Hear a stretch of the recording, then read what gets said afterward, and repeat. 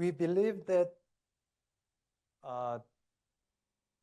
there is overhead observable. So I believe that if we move on to the policy part, we have to consider that one as well. Because if we predict very accurately, maybe we can go into the deepest level of energy saving, but our prediction is not accurate. So we have to be careful to decide when decide the level of to enter. So I think we can have follow-up discussion during the coffee break time, so that will remain scheduled. We'll move to the next talk. So thanks, Professor. Yeah. Okay. So the next presentation will be by Professor Sheikh Ghafoor. As I indicated, he's a computer science professor at the Tennessee Tech University, but he's currently serving as the program director of the National Science Foundation. Sheikh, so all the students, all of you got travel award, say thanks to him. Okay. So Sheikh, all the student awardees, they did a very nice posters for the last 3 days. So thanks for your support. Okay. But let me introduce him, and then you can give your talk.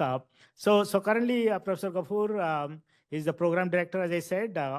Inside NSF, again, there is a special divisions. So he actually is in the Office of Advanced Cyberinfrastructure, and his main research interests are in the HPC, computational art science, computer security, computer science education.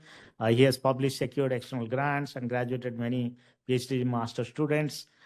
In fact, he's a core developer of MPI, and in fact, from the PVM days, all right?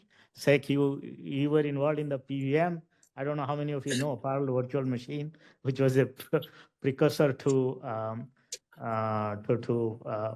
PVM. He and Professor Tony Shalom, I think many of you might be knowing, so they're all work together. So with that background, let me welcome Professor Ghafoor, and he will give a little bit of overview of how the funding situation works at NSF, and also this will be educational for not only for students, but also many other people from other countries. So let's give a welcome to Professor Ghafoor. Thank you, DK. Can you hear me? Yeah, we can hear you. You can share the slides. They are not coming. Okay, I'm trying to entire screen. Trying to share. I guess. Yes, it is coming. You can see my slides. Yes, please go to the presentation mode. That's good. Okay. Yes. Okay, I have about 10 minutes, right? 15 minutes? We have 10 if you'd like to take 15 minutes. Okay, so I'll go quick. So first disclaimer that the NSF website is the only official source of publication. So whatever I present here and say, it's kind of my interpretation. So a very quick introduction of NSF. NSF is divided somewhat like university, divided into 10 directorate, and directorate like university, like colleges, and have divisions, which may change in near future. So I sit in as an Office of Advanced Cyberinfrastructure under Directorate of Computer Information Science and Engineering. And this is somewhat what our office looks like. We are about 20-25 people in this.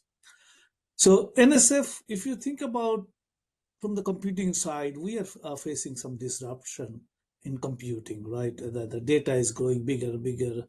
Moore's law is no longer, or getting it to the end of its life. AI is rapidly taking over. Business model in terms of computing is changing. They're like that clouds nobody 10 years ago think about, or 20 years ago, especially in HPC area, thought about cloud.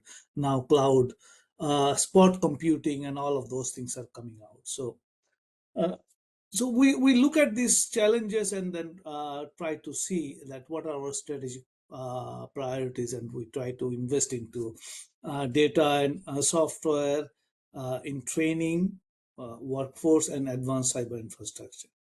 So in Office of Advanced Cyberinfrastructure, which is one part of NSF within the size, we do invest into these areas. That means we provide, through programs, In advanced computing, that means we fund the big computing centers like Texas Advanced Computing Center, Pittsburgh Supercomputing Center, those big machines. We also invest in networking and security and campus level things, and we have got training programs, learning and workforce development, software and data, cyber infrastructure, and there are some strategic investment. So if you come to NSF, so how does funding is done? Funding is done through, there are several opportunities. 95% or more of NSF funding comes through program solicitation. That means there is a solicitation goes out to the community and they submit proposals. There are a few other mechanisms, which is called Dear Colleague Letter. Those are small, targeted, associated with some solicitation that we want to do these things. So coming up with a new solicitation takes a long time, couple of years. So we do it through this. And there are supplemental funding, like you have existing grant and you want to do some new work, then you can talk to the program director like me and ask, oh, I need some extra funding to do this thing. That is another mechanism. And there are ad hoc mechanism like what is called eager, which is a high risk, high reward type of proposal, which does not fit any of the standard solicitation, but you have an idea, you think this will impact. You talk to a program director. So this is what are the different types of funding opportunity in NSF structure-wise. And then you look at one of those, you submit a proposal, then generally it comes to a particular program, then program director get involved, divided into different groups, which is called panel, and then they do review through ad hoc or some reviewers and do discussion. Then they take those advised and then kind of go through the funding cycle administrative process, which at this point we don't need to discuss further. But if you want to know, you can contact me and I can talk about it. So as a researcher, you may say, oh, how do I find a program of interest? There are many different ways. You can go to the NSF site, you can look at solicitation and funding opportunity. There is a link there. Another way of looking at it is just your interesting area, you have an award search. What has been funded through this? You can put that and then you will see several awards comes. You can look at the abstracts are available, which program it is. And then you can go to that program and look at who is there, right? Who is the PD there and that. So that's kind of finding an opportunity. Then you are responding to that opportunity by writing proposal. And there is a whole guide available. Should you write a proposal? But let me give you a very quick 1 minute overview. What are the quick recipe for writing a successful proposal? So first thing is read the solicitation very carefully. Read it multiple times, read it at least 3 times, and then when you think you are done, then read it again, right? Know about how your proposal will be evaluated. All NSF proposal is evaluated based on intellectual merit and broader impact. What does those means? It is actually, if you go to this proposal guideline, it's available there. Basically, it means in terms of knowledge and in your topical area, how it is advancing the knowledge in that area as a whole. And then what its impact is on science, on human resources, that's the broader impact.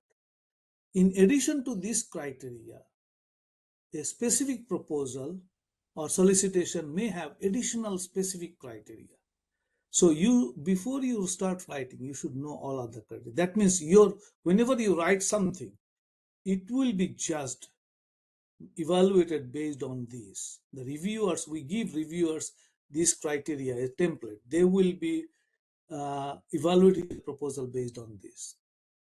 And then even within the solicitation criteria, sometimes there are like, oh, we are investing within this, a certain section, or whether it does fit properly well. You have an idea, it may fit, may not fit.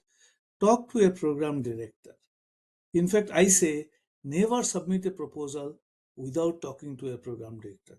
The general mechanism is you write one-page summary. Program directors got so many emails. Send it to a program director. Wait for a couple of days or a week. If they don't respond, send them email again. In most of the solicitation, there is a general email address for queries about that proposal. Many programs which are big, there are multiple program officers. So one of them will pick up that and respond to you. If they don't respond, don't get frustrated. It's like sending email to your busy professor. Sometimes you have to remind them. And then write your proposal. Remember a couple of things. It is different from writing your PhD dissertation or a technical paper. Make your proposal contribution clear. Remember two key things. You are writing the proposal to reviewer and a program director. Second thing, when it is evaluated, you may have said something. You are not there to argue. So help them to understand your idea. So a couple of things, make your proposal contribution clear. Make sure the most important thing, like the contribution, the solicitation specific criteria are very easily identifiable, and it receives most space. We see a lot of proposal talks about, oh, this is the gap, this lot of background, 5 pages, 6 pages, and what you are going to do is not there, or it's very difficult to find out. And then before submission, have the proposal read by someone else. A best way to write good proposal, becoming efficient in it, serve on a panel, review panel, and start early. So if it is due in December, start in June, especially those who are kind of in early career stage. So instead of going through a lot of things, I would like to talk about two two programs that our office does. Our office does a lot of programs, and the two I would like to talk, I think, most relevant to this, or maybe most relevant to this audience. One is Cyber Infrastructure for Sustained Scientific Innovation, CSSI. Many of the audience here may have that award. So the goal of that program is support the development and deployment of data and software cyber infrastructure. So our office basically invests in infrastructure. So that's hardware part of it, the big machine, network, storage, and then the software and data infrastructure that makes those things usable by scientists or engineers or researchers to do their science.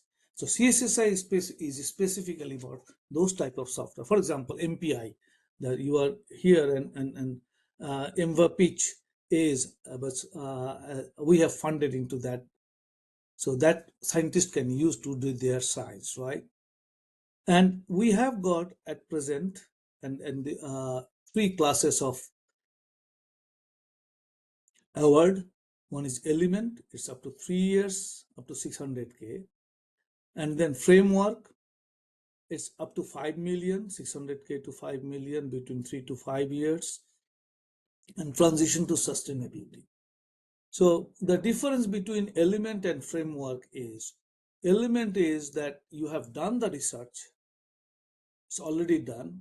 You may have a prototype software, have some user other than your group, and you want to make it, harden it so that others can use it. So you may have some research component, it's going beyond your college, beyond your group, and some users you are engaging. Framework, on the other hand, you are doing some software infrastructure or data infrastructure that may be applicable to multiple discipline and multiple, generally involved with multiple institution, larger team. You already have maybe a somewhat hardened prototype. You're engaging the stakeholders into the building as well as deployment, and you are looking through sustainability beyond the funding lifetime.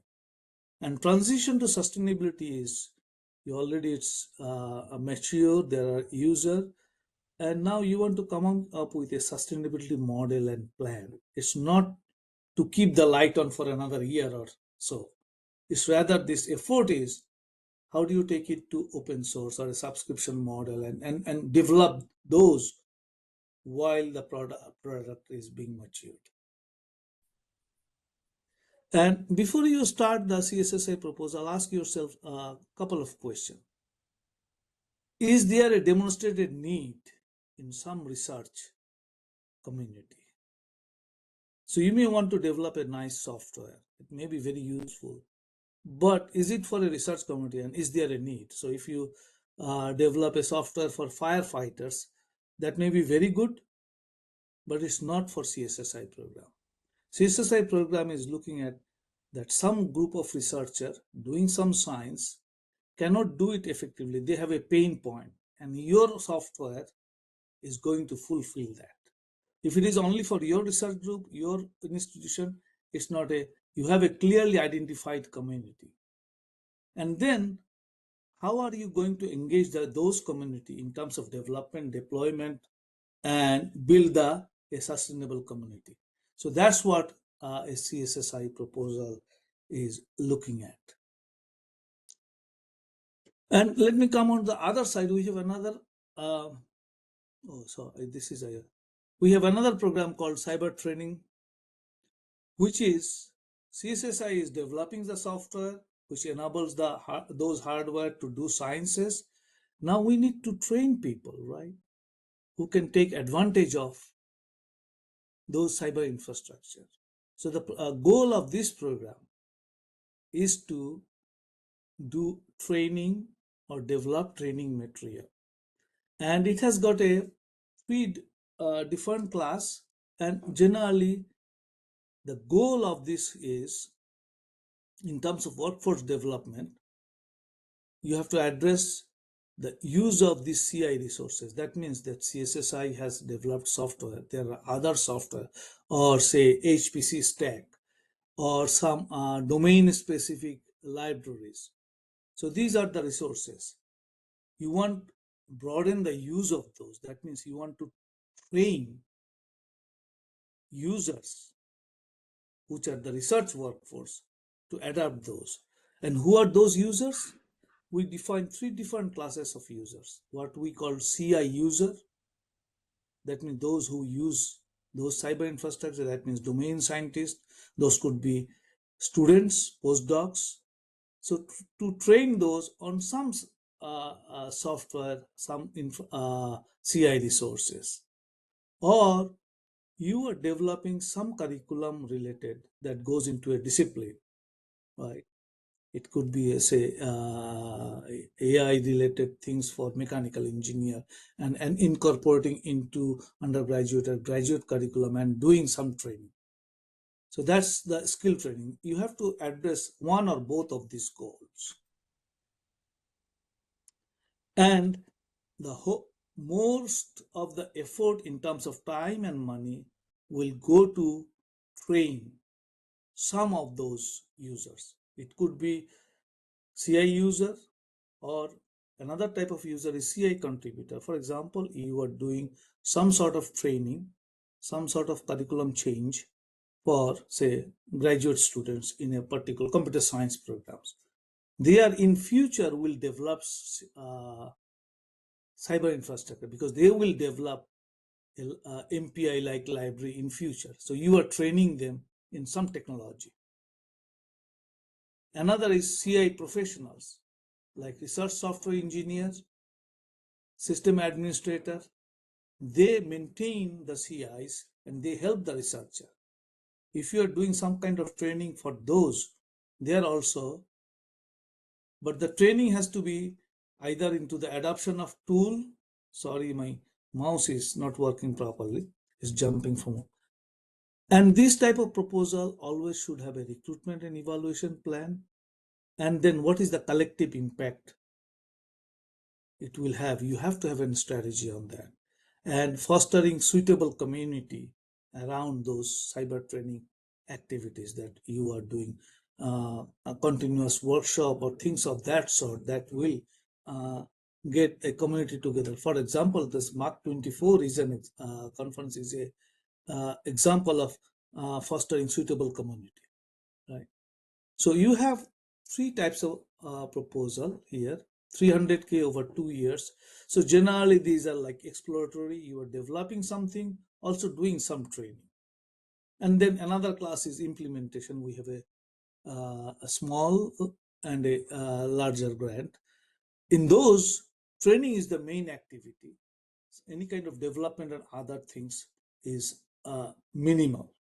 In exploratory, you can do development, curriculum development, module development, and then doing some prototyping, experiment training. But small and medium implementation is mostly about training, and you have to have a recruitment strategy, an evaluation plan, independent evaluator who will evaluate your training set, how successful you are.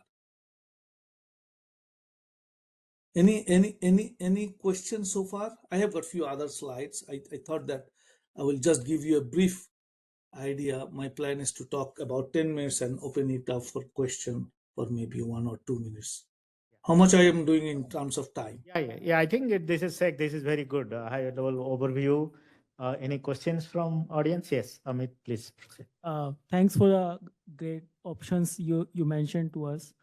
My question is, there are lots of tools that have been developed 5 years, 6 years before, and Yes. those tools have to be updated with the latest hardware and software architectures. But NSF doesn't provide any means for working on those tools, at least at the centers where. So whenever we submit proposals, it's always said like, oh, this is not competitive with the great amount of science provided or submitted by other researchers or multi-institutional, multi-physics problems.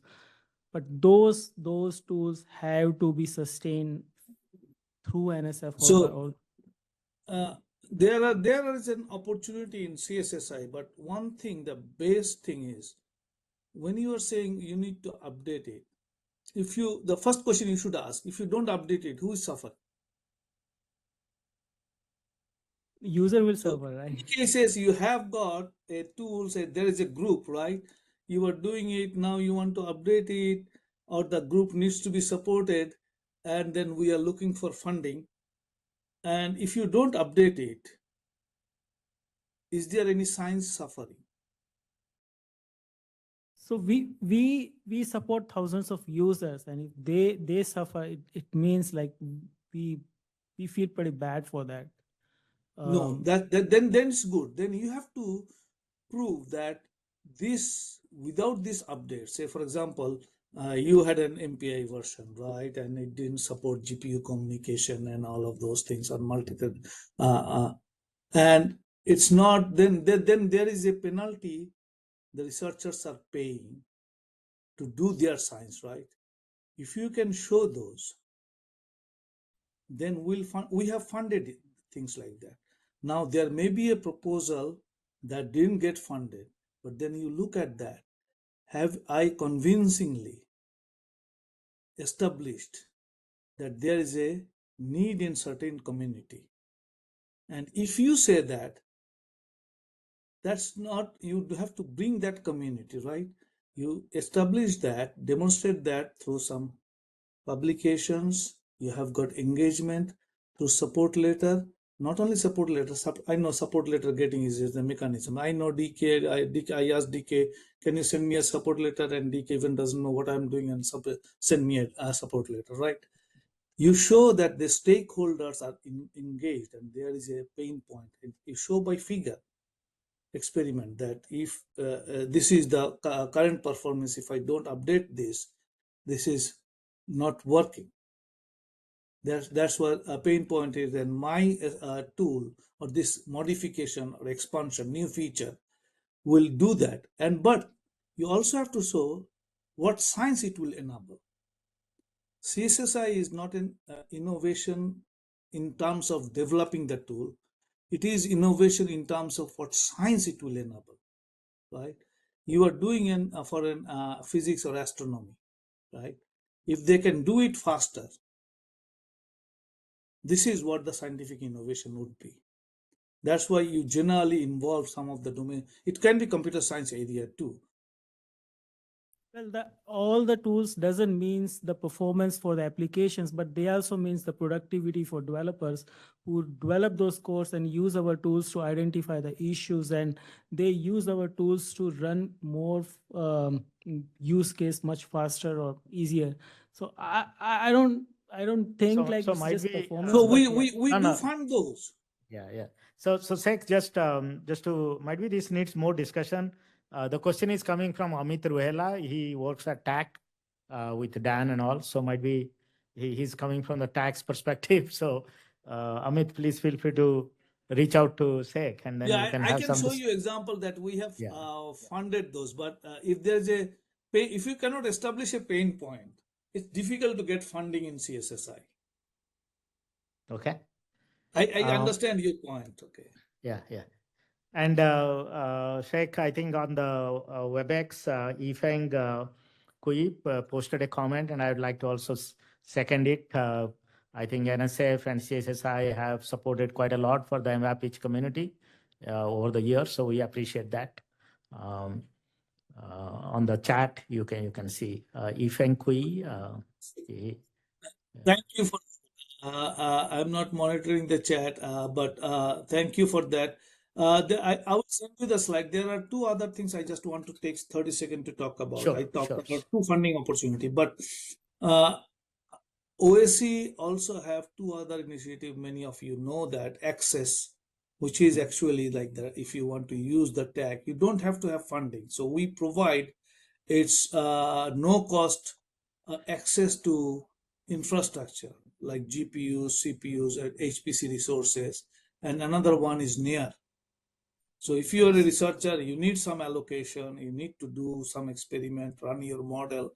So you, through NEAR or through Access, you can apply for that and get allocation at no cost. So, and it doesn't, you don't have to have an existing funding to do your research to apply to Access. So that's also, we are providing that access to this infrastructure, model and data sets through these two effort by Office of Advanced Cyberinfrastructure. Yeah. So thanks. Might be Sheikh, I just want to, there are a lot of young students here, young researchers. You are being a faculty and now you're at NSF. Based on the current political climate, a lot of frustration is taking place. What kind of advice would you like to give? So here is my general advice we are giving to PI, or if I put on my professor hat, is obviously the changes there are kind of disruptive changes happening all in the research enterprise, right? It's getting settled down. Hopefully things will get better. But think from your perspective. We want you to do your science, right? Do your research.